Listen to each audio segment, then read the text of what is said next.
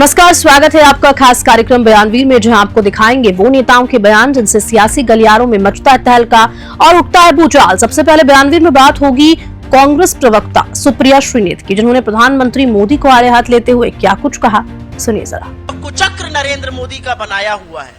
कम विकास, लो growth मतलब कम नौकरी मतलब कम आय के साथ साथ महंगाई की मार, लोग अपनी बचत खर्च करने को मजबूर हैं, डिमांड कम है, कंजम्पशन कम है तो इन्वेस्टमेंट कम है, इन्वेस्टमेंट कम है तो ग्रोथ कम है। इस कुचक्र से ये देश कब बचेगा? और क्या नरेंद्र मोदी को कोई फर्क पड़ता है या वो सिर्फ अडानी के बचाव में जुटे रहेंगे?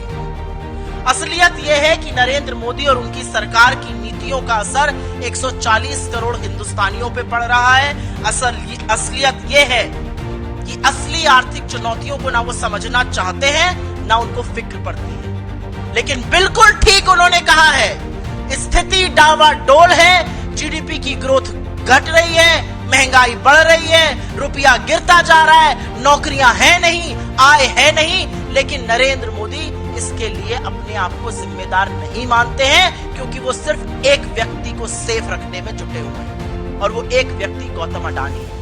अब बयानवीर में बात करेंगे उद्धव ठाकरे गुट के सांसद संजय राउत की, जिन्होंने कहा कि आरएसएस के मोहन भागवत जी को देश के जनसंख्या की बहुत चिंता हो रही है। संघ संचालक कितना जनसंख्या बढ़ाना चाहते हैं? अभी 150 करोड़ जनसंख्या हो गई है, सुनिए। मोहन भागवत जी को देश के पॉपुलेशन के बारे में बहुत चिंता हो रही है।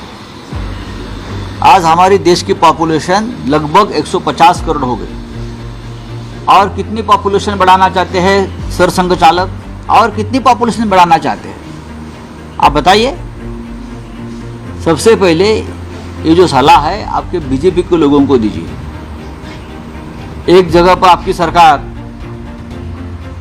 कॉमन सिविल कोड लाना चाहती है, कुटुंब कल्याण कुटुंब नियोजन की योजना चलाती है, मुसलमानों के बारे में 2 या 3 या जो बात करते हैं ना, ये उस बारे में बात करते हैं।